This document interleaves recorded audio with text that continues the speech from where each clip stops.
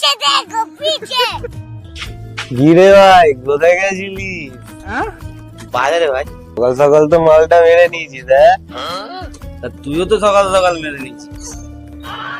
হ্যাঁ ওইসব ছাড়, বাজার কি করেছিস?